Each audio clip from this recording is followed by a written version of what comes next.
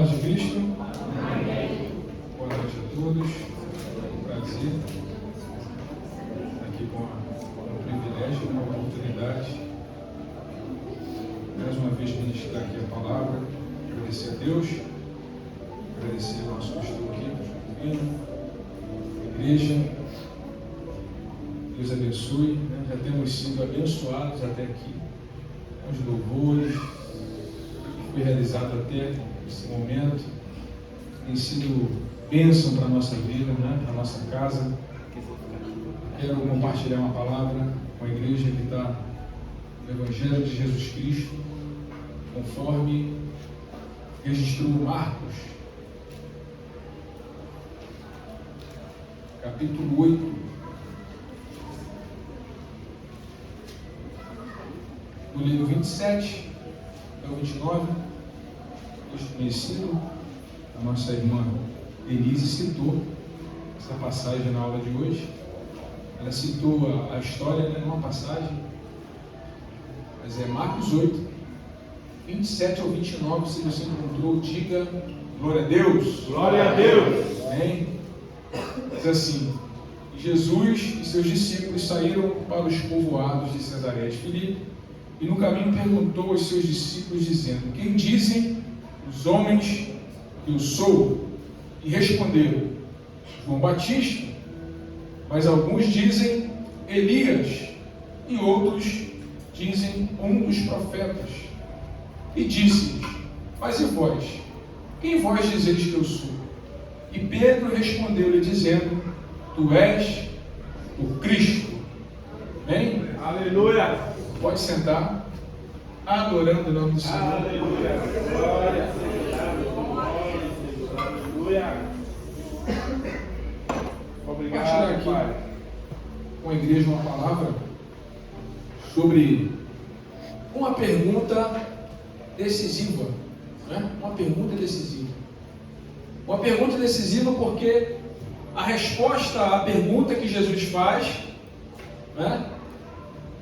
pode mudar o curso da história de qualquer ser humano, de qualquer homem, ou mulher.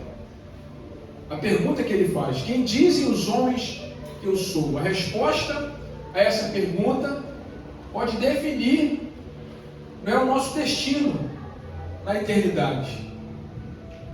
E nós temos um destino na eternidade, isso é certo. Agora, a resposta a essa pergunta vai definir onde nós passaremos a nossa eternidade. Por isso que essa é uma pergunta crucial, é uma pergunta decisiva, talvez a pergunta mais importante que Jesus fez aos seus discípulos no decorrer da sua trajetória, do seu ministério, como Jesus homem, andando entre nós, pregando sobre o reino de Deus e preparando os discípulos. Jesus e os discípulos, o texto vai dizer que eles caminhavam pelas aldeias de Cesareia de Filipe. Essa região, no passado, tinha sido era chamada de cidade de Paneia, em homenagem ao deus Pan, o deus lá da mitologia grega, do panteão de deuses grego, o deus Pan, que significa tudo. Ou seja, politeísmo, todo tipo de adoração. No passado, naquela região, tanto Pan quanto Baal foram largamente adorados naquela região. Era uma religião politeísta, que adorava vários deuses, vários tipos de cultos, inclusive prostituição cultual. Então Jesus leva os discípulos para aquele lugar, para aquela região, e ele faz essa pergunta naquele lugar. Parece algo, nos chama a atenção, algo interessante, porque essa cidade também tinha recebido o nome de Cesareia de Filipe. Cesareia em homenagem a Tibério César, e Filipe em homenagem ao governador Herodes Filipe. Então havia até um templo na cidade construído para a glória de Roma. Então, se eu me perguntasse quem é o senhor dessa cidade, César é o Senhor, o imperador é o Senhor. Então, a região onde no passado deuses foram adorados, naquele tempo o César era adorado. Jesus pergunta: quem dizem os homens que eu sou? É interessante Jesus estar ali e fazer essa pergunta, porque não é diferente hoje. Se essa mesma pergunta for feita para a nossa sociedade, para a nossa cultura, para aquilo que impera lá fora, nós vamos ouvir respostas. Tem respostas. As religiões têm respostas para quem é Jesus. A cultura tem resposta para quem é Jesus. Porque Jesus não passa despercebido. Em nenhuma cultura, em nenhum lugar, em nenhum povo, em nenhuma civilização, em qualquer lugar onde não tem gente civilizada. Se a mensagem do Evangelho chega, alguma coisa acontece. O movimento acontece porque Jesus ele causa reação nas pessoas. Jesus causa reação nas culturas. Jesus causa reação nas nações, nos povos. Mesmo nas tribos mais afastadas da sociedade, que vivem no ostracismo, ainda assim, nesse lugar tem algum tipo de adoração, porque o ser humano procura alguma coisa para adorar. Se não tiver um Deus, eles adoram árvore. Eles adoram o sol, adoram a lua, adoram alguma coisa, uma pedra. Porque eles procuram alguma coisa como alvo da sua adoração, para direcionar o seu culto à sua adoração. E na verdade isso foi Deus que colocou no homem o desejo para se conectar com algo superior, com algo acima de nós. Só que o homem não sabe o que é, ele procura em portas erradas. E aí Jesus leva eles para esse lugar e faz a pergunta: quem dizem os homens que eu sou? E as respostas são interessantes, porque nós lemos aqui no texto que apesar da expectativa messiânica que havia entre os judeus, ninguém dizia: tu és o Messias. Olha que interessante. Um dizia: tu és Elias. Outro dizia: tu és Jeremias. Oh, será que ele é João Batista, que foi decapitado e agora voltou de novo? Ou ele é um dos profetas? Então há várias especulações quando Jesus faz a pergunta, mas ninguém de fato reconhece Jesus como quem ele é. E é isso que faz a diferença. Não é só declarar com a boca quem Jesus é, mas é reconhecer Jesus como quem de fato ele é. Aleluia. Quem é Jesus? Essa é a pergunta. Então ele está dizendo: o que é que os homens estão dizendo a meu respeito? Quem sou eu para eles? O que eu represento? Quem eu sou? Hoje, se essa pergunta ecoasse lá fora, você vai encontrar muitas respostas. Você quer ver uma coisa interessante? Testemunho de Jeová, né? Jesus e Arcanjo Miguel são a mesma pessoa. Os mormons também falam isso. O Espiritismo ele é a entidade encarnada. Para o budismo ele foi um iluminado. Para o hinduísmo ele foi um tipo de avatar. Para os muçulmanos ele foi um profeta menor do que Maomé, mas todo mundo fala alguma coisa de Jesus, sim ou não? Sim. Para o católico, né? Ele é o filho de Maria. Não é isso? Pede a mãe que o filho atende. Quem nunca ouviu essa máxima? Não é verdade? Hoje lançaram lá, né, uma palavra dizendo que mudou, mas a verdade é que não mudou nada, o culto continua sendo o mesmo. E para as ciências humanas? Para a história, ele é o divisor da história humana. Tem a C e DC, não é assim? Antes de Cristo e depois de Cristo. Não reconhece ele como Deus, mas diz: tem antes de Cristo e depois de Cristo. Reconhece que ele existiu. Reconhece que ele nasceu. Reconhece que possivelmente ele morreu, como diz a história. Mas não reconhece ele como Senhor e Salvador. Olha que interessante. Para a pedagogia ele é o maior mestre. Para a psicologia ele é o mestre das emoções. Para a sociologia ele é o homem mais influente da história da humanidade. Para a filosofia ele é o homem mais sábio que pisou sobre a terra. Mas ainda assim ele é tudo isso, mas ele não é Deus. A sociedade vai pintar um Jesus diferente do Jesus que a Bíblia apresenta. Mostra Jesus que é legal, que é bacana, que tem ensinamentos bons para se praticar, para se viver, mas não diz quem ele é. Não reconhece Jesus como quem ele é. Todos reagem a Jesus, seja de forma positiva ou de forma negativa. Quando José e Maria levam o menino Jesus no templo, Simeão olha para ela, Lucas 2,34 diz assim: olha, esse menino será sinal de contradição. Ele será a causa da queda e da elevação de muitos em Israel. Qual era a palavra de Simeão? Olha, a reação que tiver esse menino vai determinar se é queda ou se é elevação. Meu Deus, aleluia. O que nos leva à condenação não é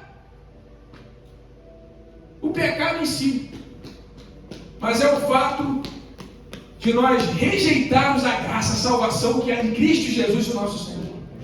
Olha que interessante, o próprio Jesus diz que ele não veio para condenar o mundo, são palavras dele. João 3, 16 a 18, Deus amou o mundo de tal maneira que deu o seu Filho unigênito para que todo aquele que nele crê não pereça, mas tenha vida eterna. Aí no 17 vai dizer: Deus enviou o seu Filho ao mundo não para condenar o mundo, mas para que o mundo fosse salvo por ele. Aquele que crê já está está salvo, mas quem não crê está condenado. É o texto que diz. Jesus não veio para condenar, ele veio para salvar, para resgatar, para pagar o preço. Aleluia. O que nos condena é a nossa reação a Jesus e a mensagem do Evangelho.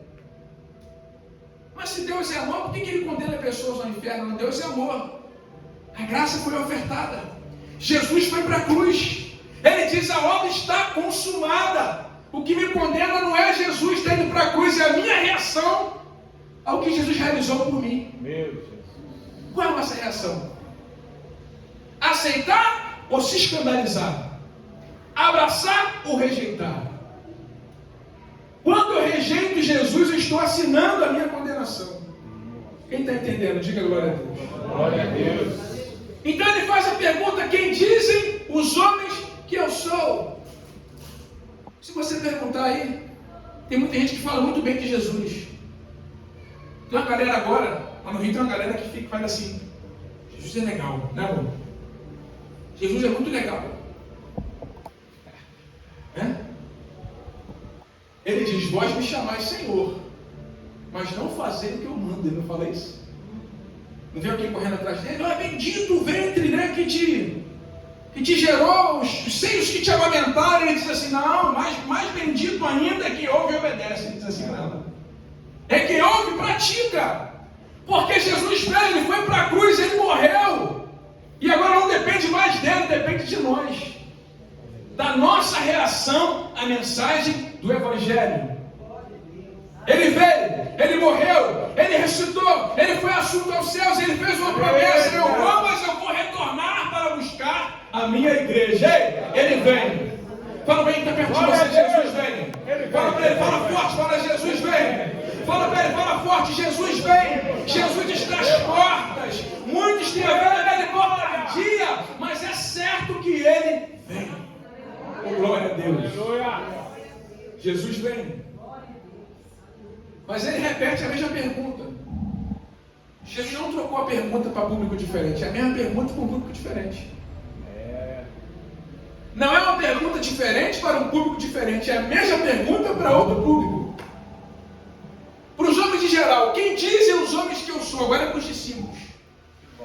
E vocês? Vamos ter a linguagem de hoje. E vocês? Quem eu sou para vocês? É reflexão para nós. A pergunta agora é mais pessoal. A pergunta agora é para quem andava com ele há mais de 2 anos, via sinais, via milagres, via maravilhas. Homens que ouviram pregações, que viram sinais operados, conheciam Jesus na intimidade. Ele olha para os discípulos e fala assim: e para vocês, quem eu sou? E se Jesus perguntasse para mim e para você nessa noite: e para você, quem eu sou? Qual seria a nossa resposta? Tem lugar aí que bota lá, né? Bota lá o nome lá.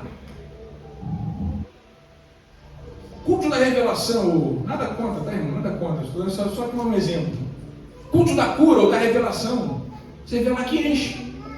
Vem fazer 7 semanas e enche. Não está errado, não tem fé, faz campanha, crê. Mas as pessoas vão atrás do quê? Da cura. E se Jesus perguntasse para a igreja, se fizéssemos essa pergunta para a igreja hoje, qual seria a resposta? Para muita gente, Jesus, Guilherme, ele é apenas um nome para ser utilizado como uma procuração diante de Deus para receber uma resposta. Para muita gente, Jesus é só um milagreiro. Quando a coisa aperta, eu procuro, mas quando vai tudo bem, para que eu preciso dele? Minha conta está legal? Minha conta está cheia? Meu carro é bom? Minha casa é boa? Para que Jesus? Agora, se a coisa ficar ruim, não é assim? Não é errado procurar Jesus quando está ruim, não. Continue procurando ele. Ficou ruim, corre para ele mesmo. Não estou dizendo que tu não correr para ele, não. Só estou dizendo que muitos de nós só correm quando a coisa está ruim. E se ele perguntasse: quem eu sou para você? Meu Deus. Para a grande maioria da multidão de João 6, Jesus era só um multiplicador de pães e peixes para poder alimentar a carne. Porque é interessante que enquanto ele estava fazendo milagres, ele falou assim: olha, tu és o profeta, verdadeiramente tu és profeta, todo mundo atrás de Jesus, bajulando Jesus, né? Assim, massageando o ego de Jesus. Mas quando ele pega e diz assim, olha, se você não comer da minha carne, não beber do meu sangue, você não tem parte comigo, já começa todo mundo embora. O discurso fica duro, as pessoas vão embora. Porque as pessoas não querem um discurso duro. As pessoas querem um discurso macio, leve, que agrade, que faça eu me sentir bem. Eu vim aqui, eu tenho que me sentir bem. Se eu não me sentir bem, eu vou para outro lugar. Não tem notícia para te dar, irmãos. A igreja não é lugar de se sentir bem, não. De vez em quando é lugar de se sentir incomodado com alguma coisa que está errada na nossa vida, não é assim? A gente vem e se sente incomodado com aquilo que está fora do lugar. Pelo menos comigo é assim, não sei com você. Eu estou sempre incomodado com alguma coisa que está fora do lugar. Todo culto que eu entro por aqui tem alguma coisa me incomodando. Eu vivo incomodado. Eita! Sabe, irmão? Eu vivo incomodado. E quem não está incomodado com nada, alguma coisa não está certo, irmão. Alguma coisa está fora do lugar. Tu és profeta, mas quando ele muda o discurso, todo mundo vai embora. Porque eles queriam que Jesus multiplicasse pães e peixe. Para alguns, Jesus é até o Salvador da vida. Mas como Senhor fica difícil. Para todos nós, que para mim também é difícil. É difícil para mim. Tem sido difícil para mim.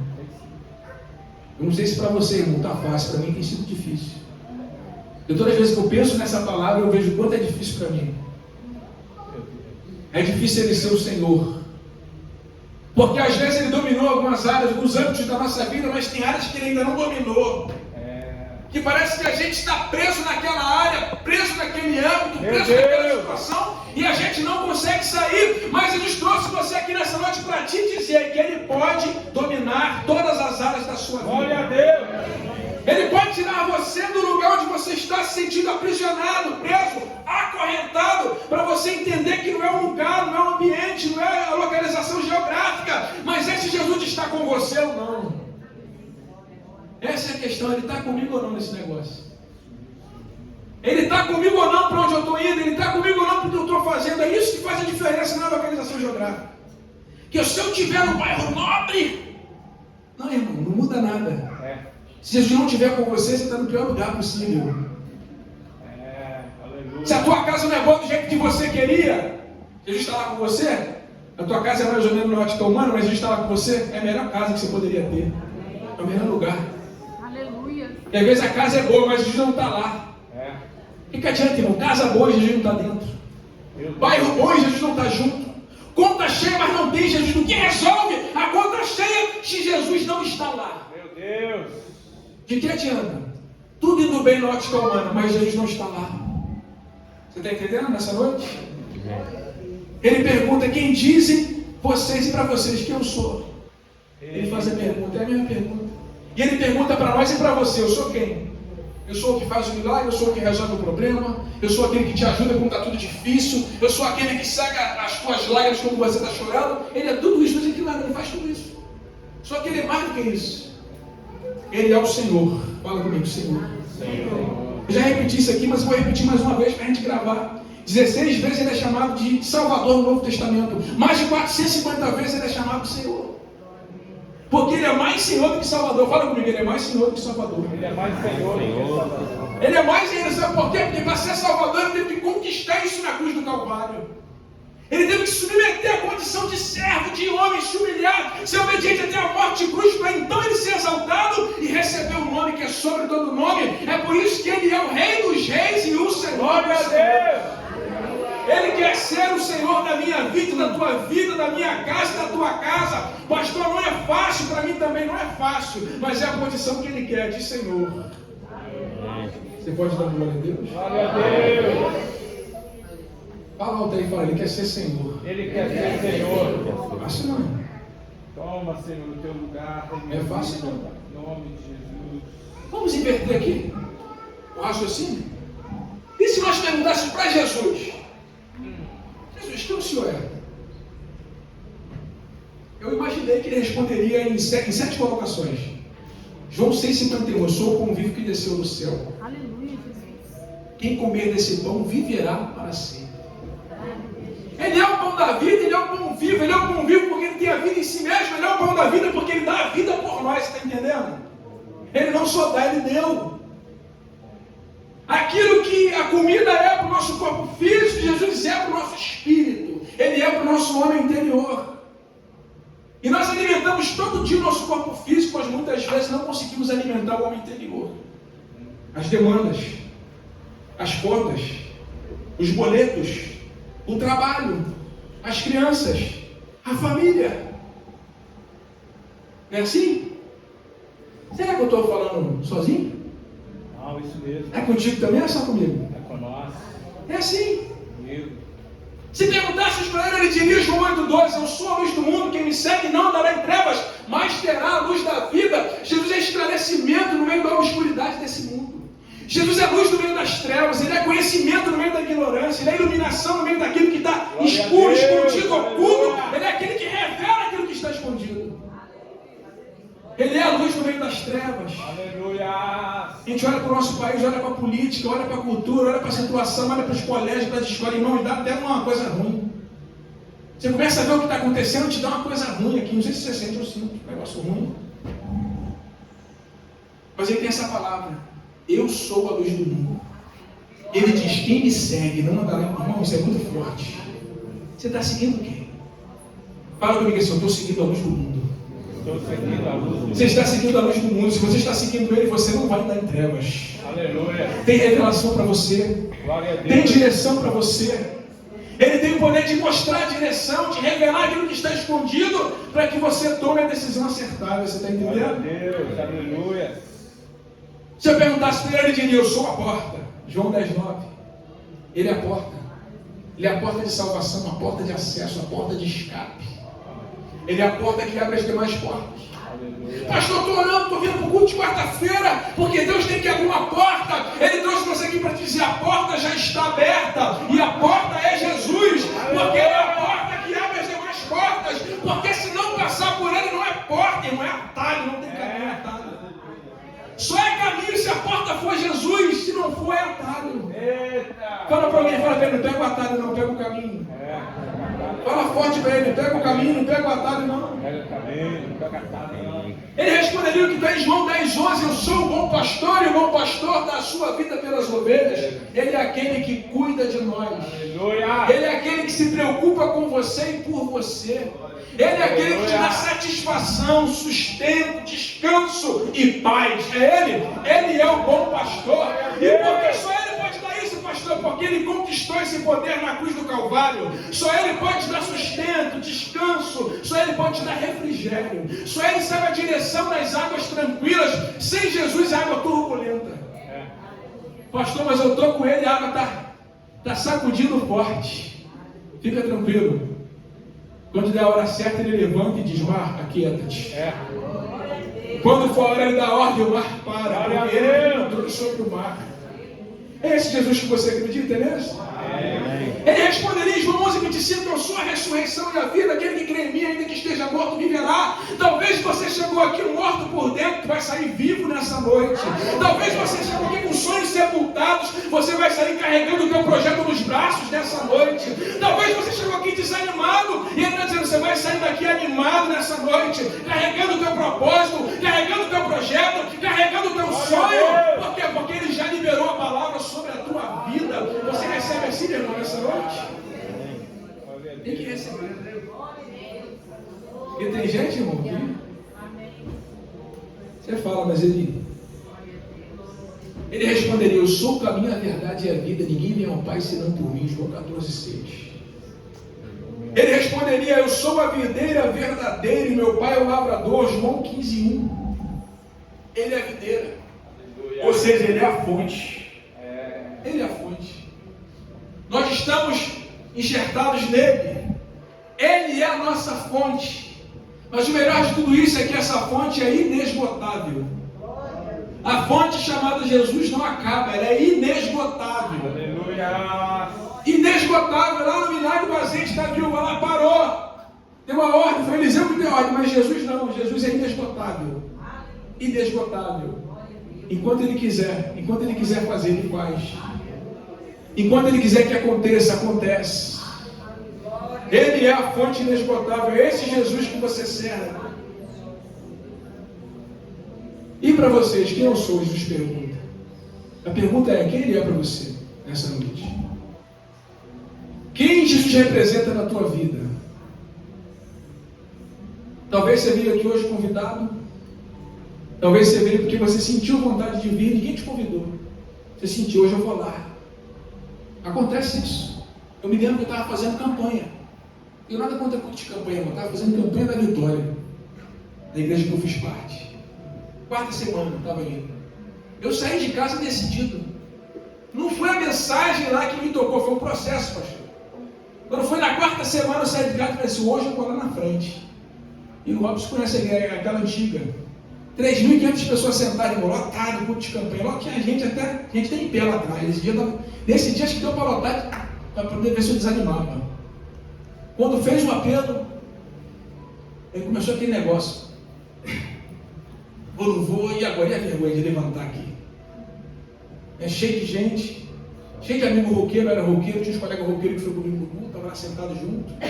Irmãos, quando eu levantei, que eu fiz assim, quando eu levantei, eu estava na galeria, lá em cima no fundo, aquela do fundo do Robson. Quando eu levantei, que a igreja lotada, meus colegas fizeram assim, ó. Aí eu assim, Jorginho olhou para mim e falou, tu vai lá na frente? Eu falei, vou. Vai nada, mentira. Eu falei, vou agora, mano.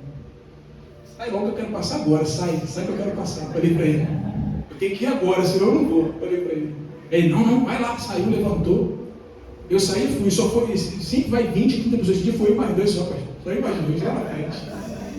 Sempre que é 20 e 30, foi eu mais 2, porque a gente fica assim, não, eu vou lá na frente, não, que o pessoal vai olhar para mim, irmãos. Jesus está preocupado com você.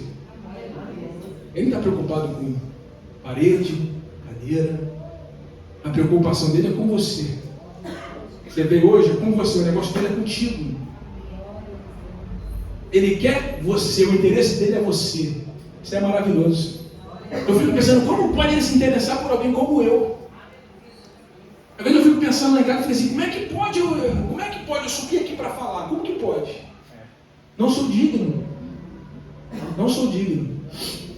Mas estou aqui nessa noite. Na minha indignidade. Aleluia. Eu não sou digno de subir aqui. Mas ele me permitiu subir aqui hoje para falar. Talvez tu veio para cá e está quebrado hoje. Está triste, está abatido, está com problema. Mas ele trouxe você aqui porque o interesse dele é contigo, é em você. Você está entendendo? Quem é Jesus para aquele que teve um encontro com ele? É a declaração de Pedro. Ele diz, tu és o Cristo, o Filho do Deus vivo. Porque é necessário reconhecer Jesus como quem ele é. A resposta de Pedro revela 2 coisas sobre Jesus. Primeiro, a sua identidade. Ele é o Cristo, o Messias, o enviado, o ungido. Ele é a promessa, aquele que foi prometido a Israel. E revela a sua natureza. Ele é o Filho de Deus vivo, ou seja, ele não é dessa terra. Ele é do céu. Então revela a sua identidade e a sua natureza. Se Jesus para mim, ele não é o Salvador, ele não é o Senhor, e ele não é divino, então para mim Jesus não é ninguém, ele é só uma pessoa comum. Mas para mim e para você, ele é Rei dos Reis. Ele é Senhor dos Senhores. Ele é o Salvador. Ele é o Filho de Deus vivo. Ele é Deus. Ele está interessado em você nessa noite. A pergunta é, irmãos, qual a decisão que eu vou tomar? Que decisão eu pretendo tomar com relação a Jesus? Irmãos, a minha resposta é uma questão de vida ou morte, de salvação ou de condenação. A nossa falta de fé em Jesus não muda nada para ele. Hebreus 13:8 vai dizer que ele é o mesmo ontem, hoje e será eternamente. Para ele não muda nada se eu crer ou não. Ele continua sendo Deus Todo-Poderoso e exaltado. Mas quando eu creio, quando eu tomo posse, muda é a minha vida que muda. Em qualquer situação, ele continua sendo Deus. Mas se eu entregar a minha vida para ele, a minha vida é que muda. E ele quer mudar a sua vida. Não é a vida dele que vai mudar, porque você é a tua vida que vai mudar. É a nossa vida que muda, pastor. Não é a dele, ele continua sendo Deus. Igual aquele livro, se Deus quiser, ele é Deus, né? Se não fizer, ele é o quê? Ele é Deus. Se a porta abrir, mas se fechar, Ele é Deus em qualquer situação. Se eu crer, Ele é Deus. Se Ele não crer, se eu não crer, Ele é Deus também. Agora, se eu crer, muda a minha vida, muda a minha história, Glória muda a a minha Deus. família, muda a minha trajetória. Você vai tomar uma direção totalmente diferente da tua vida. Muda para nós, ô glória. Aleluia. A nossa fé não muda, Jesus. Muda para nós. Porque Paulo disse, alguém está em Cristo, é nova criatura. As coisas velhas se passaram, tudo se fez novo. A confissão de Pedro é o exemplo da confissão que parte daquele que crê. Com todo o seu coração, com toda a sua força, com todo o seu interior. Aquele que confia em Jesus. Vamos ficar de pé nessa noite?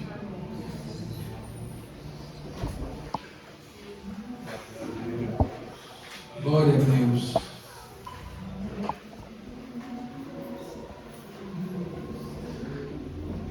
Tem alguém nessa noite que ainda não teve um encontro com Jesus e veio convidado, veio sozinho, não importa.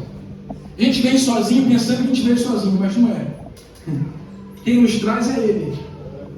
Foi Ele que trouxe você aqui nesta noite, tenho convicção disso. Eu estava aí na quarta semana em casa, eu falei assim, hoje eu vou, e hoje eu vou lá na frente. E na mesma semana, pastor, fui lá na frente e em casa joguei tudo fora, as tralhas que eu tinha em casa. Aleluia. Eu tinha coleção de DVD, de troços, cara, se fosse vender, Bob, isso era um dinheirão. Tudo original, importado, Estados Unidos, Europa, DVD, CD, tudo troço caro. Trabalhava para comprar aquilo, enchia a caixa. Nada contra a música, tá, irmãos? Nada contra a música. E gosto de música, nada contra, tá? Mas para mim, eu decidi jogar tudo fora. Eu peguei, botei na caixa, levei aquilo e joguei no carrinho da Condor, passou. Eu joguei, o rapaz falou assim, você tá doido para jogar isso tudo fora? Isso vale muita coisa. Eu falei, para mim não vale mais nada. Para mim não tem mais valor, por isso estou jogando fora, porque para mim não serve mais. Eu joguei fora na lixeira aquilo, na mesma semana, e mudou. A partir dali minha vida mudou. Porque quem muda a nossa vida é Ele. A gente vai dizer, não vou lá não, porque eu vou ter que fazer isso. Eu não vou lá não, porque eu tenho que fazer aquilo. Porque se eu for, eu tenho que parar Ele. Você não tem que parar com nada, que quem faz você parar é Ele. Oh, glória. Quem transforma é Ele, quem faz o milagre é Ele. A oportunidade está aberta, eu vou devolver para o pastor. Pastor.